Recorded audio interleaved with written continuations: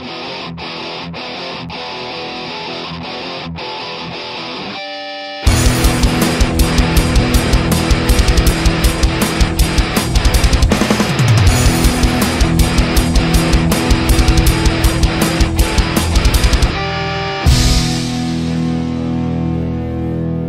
y'all, it's Heel Heat time. Hi everybody and welcome to Heel Heat. My name is George Coles and this is a Heel Heat Top 10. The topic of this Top 10? Tag Team Specialists. Now what do we mean by that? This is a list of all wrestlers that have been successful in multiple tag teams. In other words, you had some successful one, you moved on to another, had success there as well. Some of these maybe two, some of them maybe three. Full disclosure, I have a cheat sheet with this, so you'll see me pick this up several times during this episode. Basically, it's a list of all the guys and who they've teamed with. So, without further ado, let's jump right into it with our number 10 guy. Mike Rotunda, aka IRS, aka Bray Wyatt's father. Gonna jump right to the cheat sheet. He was part of the U.S. Express with Barry Windham, part of the Varsity Club, teaming with Dr. Death, Rick Steiner, and Kevin Sullivan, different incarnations of each, and also part of Money Inc. with Ted DiBiase, one of the more successful WWE tag teams of all time. A highly underrated wrestler, in my opinion, a guy that doesn't quite get the credit he deserves for how good he was in the ring and how talented he actually was. And you can see it with the genes that he's passed on to both of his sons, Bo Dallas and Bray Wyatt, that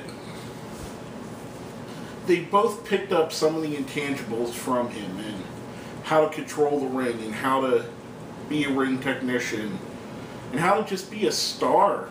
I mean, it was amazing. He was a great wrestler. I honestly, I really do. I hate to go back to it. I honestly think he didn't get the respect he deserved for how good he really was. Now, going on to our number 9 guy, we're going to go with Christian. And back to the cheat sheet. We had him teams with Edge and Christian, of course. Most success there. Tag champions with Lance Storm and Chris Jericho. Also had some runs with AJ Styles and Tyson Tomko in TNA as tag partners. Again, it's another kind of the guy that by default everybody says, well, who's the Jannetty of this group? And everybody kind of thought that Christian would be the Jannetty of the team, with Edge going on to the major success he had. However, Christian went on his own and became very successful himself. Another great wrestler, great in-ring technician, had several runs with different guys at different times. Just a good talent, a guy that can help others look better while making himself still look just as good. Now, our number 8 guy, and I just mentioned TNA for a moment. This guy is mostly known for his runs in TNA. That's the Cowboy James Storm. Whether it be with America's Most Wanted or Beer Money, two of the more successful teams in TNA history, recently held championships with Abyss and Gunner as well. Mostly his time in America's Most Wanted and Beer Money, two of the great tag teams of the last 15 years, I would say two of the top 5 tag teams in TNA history. A guy that just gets it and understands there's more to wrestling than just being a certain way. His style has evolved over the years. He's changed. And he's grown into what he is, and he fully has a fleshed out character that everybody understands and loves. One of the mainstays of TNA, one of the real shining bright points on their show from week to week. And a guy that's absolutely a TNA legend for what he's done in the tag team ranks. And a good solo wrestler on his own as well. Now, our number 7, Stan Lane. Whether you knew him as part of the Fabulous Ones, the Heavenly Bodies, or the second incarnation of the Midnight Express. Stan Lane was a guy that you could partner up with anybody, win tag titles all over the world. Fabulous Ones are a great tag team. Really set the Memphis area on fire. Really, in Bill Watts' UWF, had great runs there. Then he went on and moved on and became Dennis Condrey's replacement in the Midnight Express. Took the Midnight Express. A lot of people, myself included, think it's the better version of the Midnight Express. Him and Bobby Eaton over Condrey and Eaton. They go on with the classic feud with the Rock and Roll Express, the Road Warriors. The list goes on and on who they wrestled and who became stars wrestling with and against Stan Lane. Goes on later in his career as part of the Heavenly Bodies. That was in Smoky Mountain, because obviously the Heavenly Bodies in WWE were a little bit different. But just a great tag wrestler, just a great technician, a guy that thrived in that setting. Now, our number 6 guy, my personal favorite from the Hart family, Owen Hart. Whether you know him as the Rocket, the Blue Blazer, the Nugget, whatever you want to call him, he was a very successful tag wrestler in his own right. Starting off with the New Foundation, him and Anvil Neidhart, High Energy with Koko B. Ware. Then when he really became a great wrestler on his own, teaming up with Yokozuna, British Bulldog, and eventually towards the end of his career in life with Jeff Jarrett. Had measures of success, 3 different tag team partners he won WWF championships with. Just, again, like I've said with most of these guys, a tremendously underrated talent, a guy that isn't thought of as much as he really should be. He's a guy that really held the banner in the 90s for being a great wrestler and a great technician, and took, as you can see with the variety of people he tagged with. I mean, Koko, you got a brawler in Jim Neidhart, you got a high flyer in Koko B. Ware, you have the teams that he would team with Brett, you have teaming with Yoko, who's one of the great big men of all time, teaming with the Bulldog, who's a great power guy, then teaming with Jeff Jarrett, who in a lot of ways is just like Owen Hart, a second-generation guy who's immensely talented in the ring and pretty much could fill any role. The guy was a jack of all trades. He can master of the ring. It is so sad what happened with him at the end of his life, and we're not going to dwell on that here because it's a totally different show. But just a guy that you could put in there and you could put anybody with him and he instantly made him better. Now, our number 5 guy, Rick Martel. A lot of people know him as Rick the Model Martel. However, Rick Martel had a very successful career as a tag team wrestler as well. First off, we want to talk about his tag team with Tony Garea, tag team champions. Then you had the Can-Am Connection, him and Tom Zink. Moving on to Strike Force, him and Tito Santana. Not as much success as he had with Garea, but both of those teams extremely popular in an era when wrestling was really starting to take off nationally. Part of the Hulk Hogan Rock and Wrestling era, part of the WrestleMania eras. A real guy that had that fire and had that believability, and a guy that, you know, could really bring you into what he was doing, and basically a master of telling a story inside the ring as well. Just a great all-around talent. Again, working with some other great talents, Tony Garea and Tito Santana specifically, great wrestlers in their own rights, making amazing teams that are instantly recognizable, and anybody that was around and watched tag team wrestling or watched wrestling at all at that time frame remembers the teams and remembers them fondly. Now, our number 4 is the badass Billy Gunn, the Rockabilly, whatever you want to call him. Starts off, we first see Billy Gunn in WWE as part of the Smoking Guns with his brother Bart. Moves on to become one of the New Age Outlaws. Then goes on to Billy and Chuck before going back to the Outlaws. Another guy who, much like Owen Hart, kind of like Rick Martel, kind of evolved with his character. We see him as basically the generic cowboy act as part of the Smoking Guns, to the DX Rebel act, the anti-authority character as part of the Outlaws. Moving on to the somewhat homosexual Billy and Chuck team, which,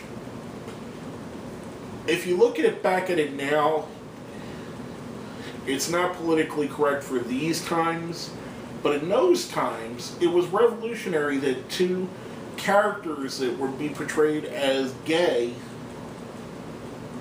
were getting such a prominent role on television. And yeah, I understand it was kind of cheesy and the whole marriage thing was stupid, but they were a hell of a team together, Billy and Chuck. Chuck Palumbo, another great wrestler on his own mind. But Billy Gunn was the fabric in all these teams. If you look back and you look at the three teams he had the most success with, whether it be the Smoking Guns, the Outlaws, or Billy and Chuck, Billy was always the wrestler of the two. Most famously in the New Age Outlaws, Road Dogg was the guy that talked you into the building. Billy Gunn was the guy that out-wrestled you. Just a great all-around wrestler who was able to morph into several different characters and keep himself relevant for a long period of time. Now our number 3 guy is a guy that a lot of people don't really give the credit he's due. He's another guy who probably should have been in the WWE Hall of Fame 10 years ago, if not more. And I'm talking about Tony Garea. This is a guy that, by all intents and purposes, should have probably been a world champion during the Bruno Sammartino era. He was that far over with the fans, and everybody loved him. The rumors that I've heard, and believe it or not, it's grown that much in the 40 years since then, is that the reason he never was champion was because he had a tattoo. Go figure. Now everybody and their mother has tattoos in wrestling, so different era, different time frame. That's the reason I've heard. It could be something else. It can't be backstage because even after his career ended, he continued to be an agent for several years. But we're talking about a guy who, much like a lot of the other guys on this, could be paired with anybody. Fact of the matter is, he won the WWF Tag Team Championships with Haystacks Calhoun, with Dean Ho, Larry Zbyszko, and the aforementioned Rick Martel. If you put the 4 of those guys together, it's 4 guys that couldn't be any more different, yet the common denominator is Tony Garea, who's a solid in-ring talent, who kept the glue together and made all these guys better being their partner. Haystacks Calhoun, I hate to say it, was a great attraction, but a terrible in-ring wrestler. Tony Garea held up his bargain on that. Dean Ho, a great wrestler alongside of him, made an amazing tag team. Larry Zbyszko and Tony Garea, probably out of the teams that he was with, the best of the 4. Him and Zbyszko worked together so extremely well. Then you have Rick Martel, at the time that he teamed with Garea, Garea was the older, more established talent, bringing along the young, fresh talent, which you would see Rick Martel doing later on in his career. The cycle continues and continues, guys. It's all the same. It's always all going to be the same. You get the older guy teaching the younger guy. Tony Garea, the consummate professional, probably a guy who should have been a world champion if he didn't have tattoos, or whatever reason it may be. Our number 2 guy, beautiful Bobby Eaton. Now, we mentioned Stan Lane, his partner in the Midnight Express, which is where most people remember Bobby from, and the classic feuds they have. But you also got to remember that he had successful tag teams with Arn Anderson, and also, I'm sorry, I'm looking at the cheat sheet now, with Arn Anderson, and also the Blue Bloods later on with William Regal. He's a guy who never quite had the talking ability, the mic skills that were needed to become a top star, but he had the intangibles too. When he got in the ring, he had the it factor. You knew something special was happening. You knew you were seeing a special, one-of-a-kind talent. I mean, the Midnight Express Rock and Roll Express feud is one of the great feuds of all time. Tag team, singles, or anything else in any federation, any organization, anywhere. I mean, it's legendary. To this day, you can still see these guys going at it in gymnasiums all around the South. Because people have so many fond memories of that. Growing up, that was the be-all, end-all feud for people of my generation. It wasn't Hogan versus Andre. That only lasted a year. The Midnights versus the Rock and Roll lasted a decade. It is still going on now. Beautiful Bobby was a guy that went from Dennis Condrey to Stan Lane, kept it all going, kept going into the 90s, teaming with Arn Anderson, teaming with the Blue Bloods, just making an amazing impact in the NWA territories and what would become the WCW. Just a great wrestler. Another guy that's, I think, in my opinion, tremendously underrated and probably deserving of being in the Hall of Fame himself, let alone the Midnight Express. Now, before we go on to the number one, we do a little thing here at these top 10s. It's called the best of the rest. Basically, it's the things that just barely missed the list for whatever reason. First up, Jim Brunzell. A great guy. Most people will remember him for his team, the Killer Bees, but he also was a very successful tag team wrestler in the AWA with Greg Gagne as the High Flyers. Also, on our best of the rest, a younger guy, a guy that's going right now, Cody Rhodes, aka Stardust. You think to yourself, well, why is he on this list? If you remember correctly, when Cody started, he was tag champions with Hardcore Holly, which transversed into him becoming tag champions with Ted DiBiase, and then the Rhodes Scholars, and then with his brother Goldust. As you can see, he's laying the groundwork for becoming this generation's tag team specialist and being the guy that's a jack of all trades. You could put him with anybody at any time and he becomes the star. Now, before we move into our number one, just wanted to mention, if you like our list, give us a thumbs up, share it, do everything you can. If you agree with what I said here, if you disagree, let me know what you think. Put it down in the comments. Say, hey, you put somebody up too high, you put somebody down too low, you left somebody off the list altogether. Let me know what you think. Hit us up, put us right down in the comments, hit us up on Facebook, hit us up on Twitter. Let me know what you think of what we're doing here. Now, going into that, our number one tag team specialist, the Enforcer, AA, Arn Anderson. What can you say about tag team wrestling over the last 30 years that doesn't involve Arn Anderson? I mean, the guy starts out, he's part of the Minnesota Wrecking Crew with Ole Anderson. Amazing team. Ole retires, moves on from wrestling.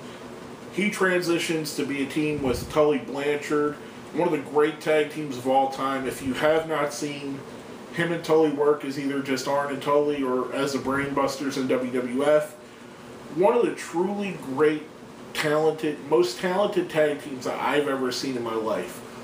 Whether they're wrestling the Rockers, the Hart Foundation, the Legion of Doom, the Rock and Roll Express, the Midnight Express, whoever they were getting in the ring with, Dusty and Nikita and Luger, whoever it was that they would get in the ring with, they would have 5-star matches everywhere around the world. It was just a great, amazing tag team. Two of the backbones of the Four Horsemen. You know, the Horsemen start off with Ole. Ole gets phased out. Arn and Tully are the Horsemen for the next 4 years. Arn, Tully, and Flair are the constants in the Horsemen. Arn and Tully go do great, amazing things together. After which Arn moves on to a tag team with Larry Zbyszko, another guy that we've mentioned before. And another amazing tag team with two amazing wrestlers. I mean, he goes on, after that he goes on to wrestle with Bobby Eaton, our number 2 guy, and another well put together, kind of forgotten tag team in a lot of people's minds. A great team altogether. You got two of the best, in my opinion, the 2 best tag team wrestlers of all time. And even tagging with a guy like Paul Roma, you got Arn Anderson taking a guy who, for all intents and purposes, was a WWF jobber and became a member of the Four Horsemen. He never gained that credibility. He never became Horseman material. However, being teamed with Arn Anderson made him look 100 million times better than teaming him with anybody else ever would have. And that's a credit to Arn and how good of a wrestler Arn Anderson was, and how great of a talent, how great of a tag team mind he had. He can make anybody look great. His team with Pillman was amazing. Anytime you put Arn Anderson out there, and I'm going to paraphrase what he said in his own retirement, if you seen Arn Anderson on the marquee, you knew you were getting your money's worth. And that's not a lie, especially in his tag team runs.